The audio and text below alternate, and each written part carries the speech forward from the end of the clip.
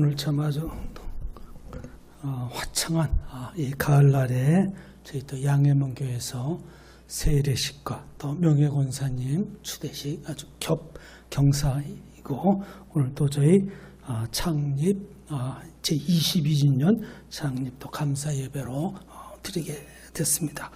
자, 오늘 드릴 말씀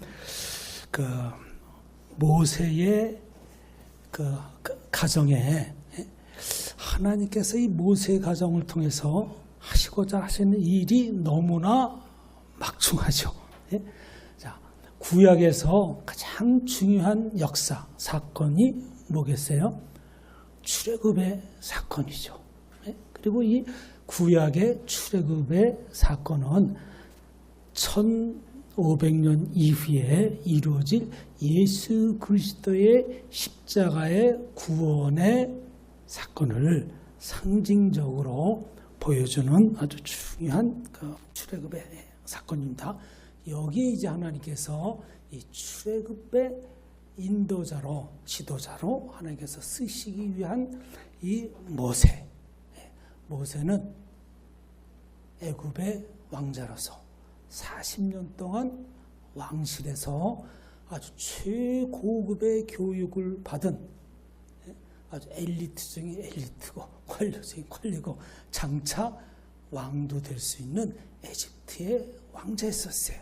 근데 하나님께서 그를 미디안 광야로 인도하셔서 그곳에서 또 40년 동안 광야 영성 훈련을 받습니다. 그러니까 이제 세상교육 경험 40년, 영성교육 40년. 그의 나이 그럼 몇 세가 됐겠어요? 80이 됐죠. 자, 80이면은 그냥 은퇴 나이로서 그냥 조용하게 그냥 노년을 보내야 될 그런 나이인데, 근데 하나님께서는 이 모세를 80에 호렙산에서 부르셔갖고 그를 통해서 출애굽의 역사를 이루시려는 것이 하나님의 계획이었습니다. 자, 모세 애굽 왕실에서 있다가 도망쳐갖고 미디안 광야, 그러니까 갈 데가 있었겠어요? 없었겠어요? 오고 갈 데가 없었죠. 근데 하나님께서 그 미디안 광야에 이드로라고 하는 한 족장이 있었는데 어떻게 가다 보니까 그 집에 들어가게 됐겠죠. 그리고 그 집에 뭐가 됐어요? 사유가 됐어요. 그러니까 모세가 졸지에 미디안 광야에서 처가살이 40년. 이 처가살이 40년이란 거 남자로서는 참 이거 보통 힘든 게 아니죠. 그러니까 장인 눈치 봐야 돼, 처남 눈치 봐야 돼, 마누라 눈치 봐야 돼. 그러니까 유일하게 뭐 눈만 뜨면은 짐승들 데리고 광야로 나가서 짐승 치는 것이 그의 일과예요. 에집트 왕실에서의 삶과 비교하면 이건 뭐 비교가 도저히 될 수가 없는 거죠. 그리고 이제 그의 배필자인 십보라를 색시로 맞이했는데 모세와는 비교가 스펙이 비교가 되겠어요? 안 되겠어요? 안 되죠. 그렇지만은 처가살이를 해야 되기 때문에 그죠? 마누라한테도 장인한테도 고분고분해야 되겠죠. 그런 세월 40년을 봤는데 하나님께서 그때에 모세를 부르십니다. 내가 너를 이제 너희 민족이 애굽에서 종살이를 하고 있는데 너를 통해서 그들을 불러내서 조상의 땅 아브라함과 이삭이 야곱이 살던 그 가나안 땅으로 너를 통해서 인도하겠다. 근데 모세가 아주 고집이 엄청 센 사람이었어요. 하나님하고 몇 차례에 걸쳐서 밀당을 합니다. 하나님께서 그에게 능력의 지팡이를 들려주셔서 마침내 이제 가게 되는데, 근데 가는 것도 말이에요. 모세가 좀 당당하게 이드로 장인한테 하나님께서 나를 우리 민족을 구원하시기 위해서 나를 애굽으로 보내십니다 하고 사실대로 얘기를 해야 되는데 사실대로 얘기를 안 하고 어떻게 얘기합니까? 내가 애굽에 우리 형제지간들, 형님도 있고 누님도 있는데 그들을 뵈러 가야 되겠으니 가도록 좀 허가를 해 주세요 하고 이드로 장인한테 이렇게 허락을 요청합니다. 그래서 이제 장인은 뭐 형제지간 보러 간다는데 반대할 리가 없는 거죠. 그래서 보내세요. 그리고 이제 누구를 데려가요? 부인을 데려가는데 그런 부인한테 사실대로 얘기하면 아마 부인이 반대를 하고 안 갔을 수도 있었던 문제예요. 80이 된 너희네가 자기 민족을 구원하러 애굽으로 가겠다. 이건 뭐 천부당 만부당한 거죠. 그래서 아마 모세는 그 사실도 아마 부인한테 숨겼을 거예요. 그래서 이제 부인과 애 둘을 데리고 애굽을 향해 가는데 그 길이 몇 달은 가야 될 길인지도 몰라요. 그래서 이제 도중에 어느 숙소에 머물렀는데 갑자기 모세가 그때 뭐 심장마비가 왔는지 막 숨을 헐떡이면서 거의 막 죽어가는 그런 위급한 상황이 닥치게 돼요. 그건 하나님께서 하신 일이었어요.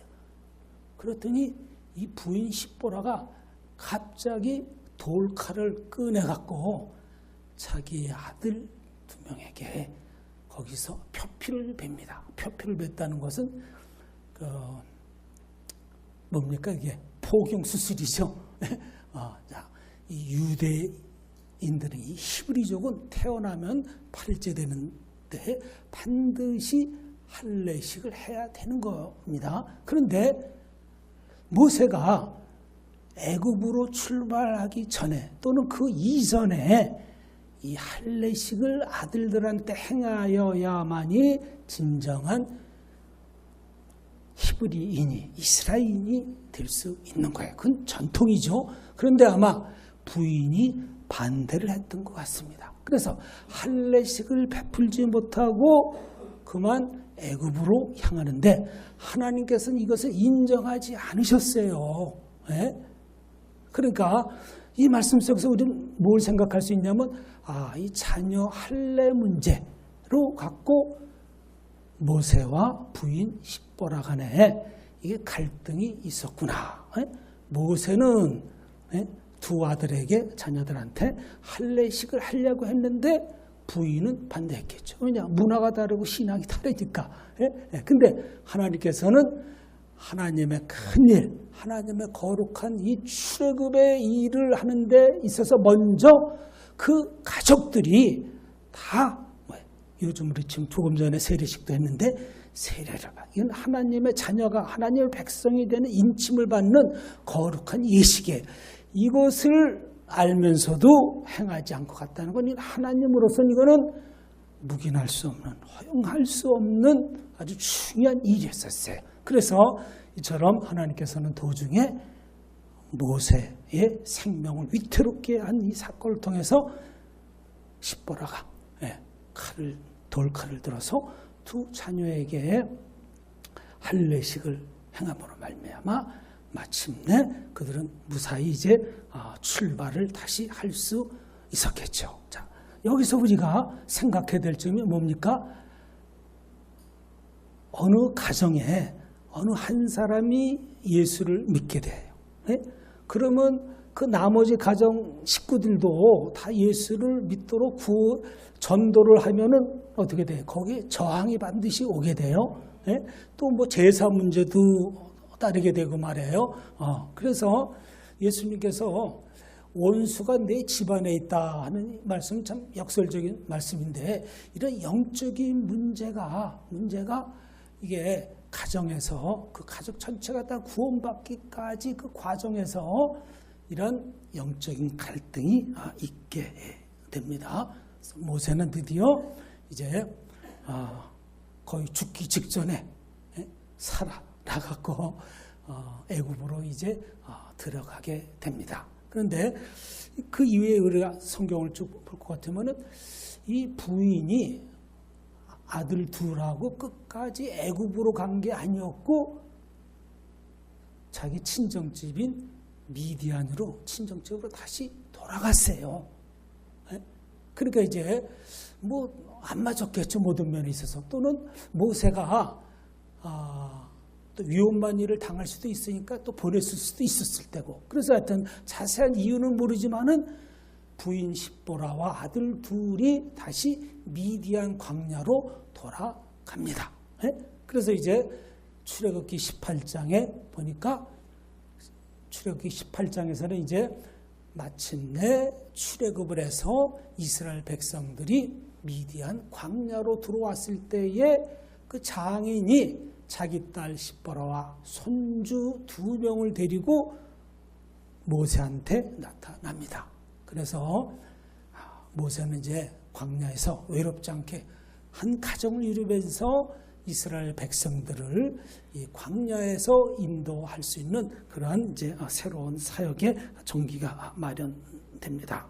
자, 이처럼 위대한 이 모세도 하나님의 큰 일을 앞두고 이 할례 문제로 갖고 갈등이 있었던 것처럼 우리들도 하나님의 일을 하는 데 있어서 정말 진정한 크리스찬이 되는 데 있어서 가정에서 갈등이 생길 수도 있고 또 교회 내 또 사회단체에서도 이웃 간에 또 예수를 믿음으로 말미암아 또 갈등과 어려움과 시험이 있을 수 있는 거예요.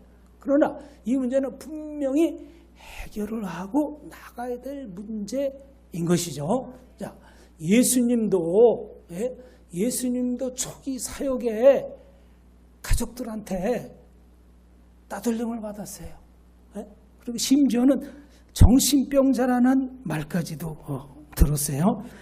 그 말씀이 어디 나오냐? 마가복음 3장 21절에 예수의 친족들이 듣고 그를 붙들러 나오니 예수님께서 목수생활 나사렛에서 안 하고 갈릴리 지방으로 가셔서 공생의 삶을 하니까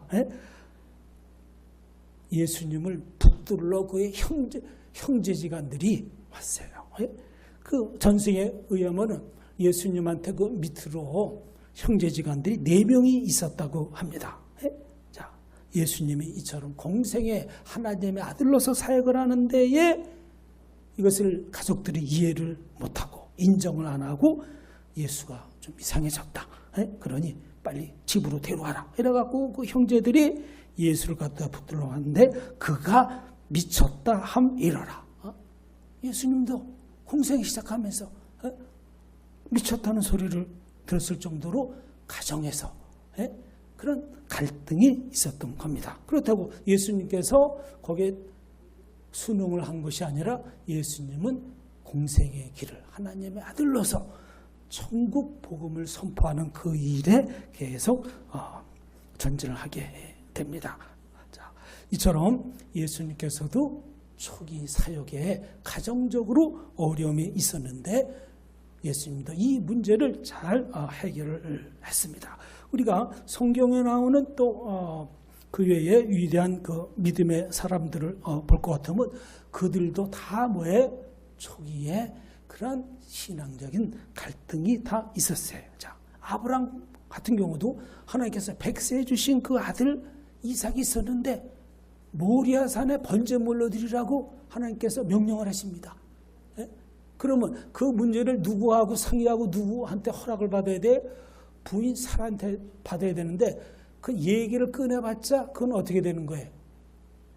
펄펄 뛰고 아마 극구반대를 했을 겁니다.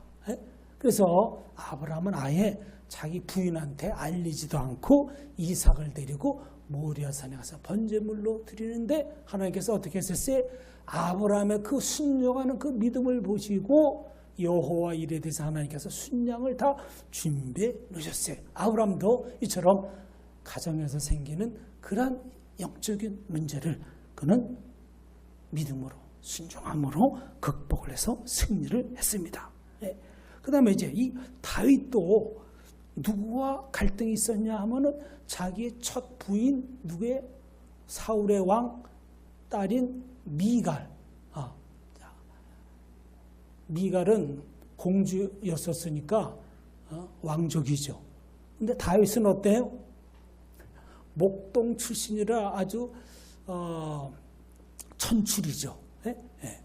그러니까 미갈한테 평소에 좀 무시를 당했었나 봐요. 그래서 언약의 궤를 갖고 예루살렘 성으로 언약의 궤를 옮겨올 때 다윗은 너무나 기뻐갖고 바지춤이 흘러내린지도 모르고 예?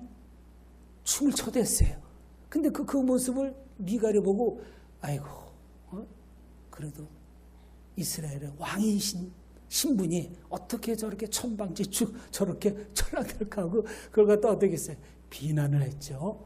예, 자, 다윗도 자기 부인과의 그런 관계에서 무시를 당했어요. 그러나 다윗은 참 하나님께서 기름 부음을 받은 종으로 하나님 마음에 합한 믿음의 사람으로서 그런 것들을 잘 믿음으로 극복을 했습니다. 자, 우리에게도 신앙생활 하는데 어느 때에는 어떤 예상치 못한 일로 인해서 어려움이, 시험이, 고난이 올 때가 있습니다. 이런 때에 우리는 믿음으로 사람의 말보다는 하나님의 말씀에 순종하는 그런 모습으로 나가야 됩니다.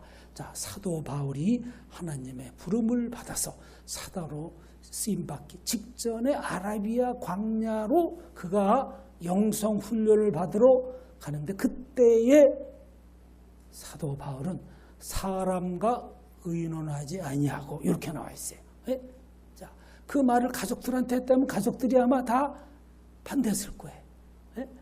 자, 사도 바울은 하나님 사람의 말보다는 사람의 전통보다는 하나님의 말씀에 더 순종하고 귀 기울이고 자신의 모든 것을 헌신적으로 드린 믿음의 사람이었습니다. 우리들도 신앙생활을 이제 좀 하나님께서 부르시는 그날까지 우리가 신앙생활을 잘 해야 되는데 어려움이 닥치더라도 시험이 오더라도 하나님의 편에 서서 하나님의 말씀을 쫓아 순종함으로 승리하시기를 주님의 이름으로 축원드립니다.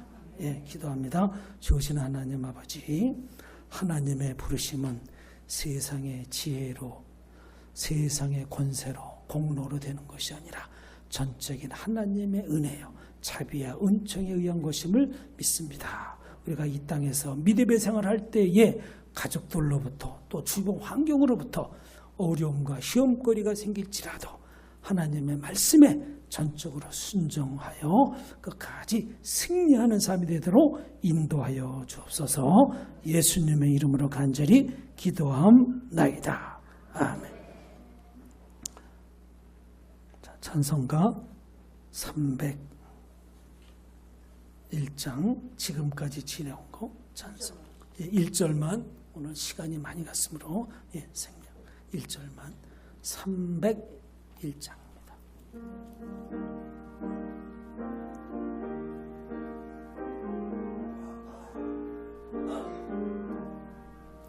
지금까지 지내온 것 주의 크신 은혜로 한이 없는 주의 사랑 어찌 이루마랴 전하께나 주의 선이 항상 살펴주시고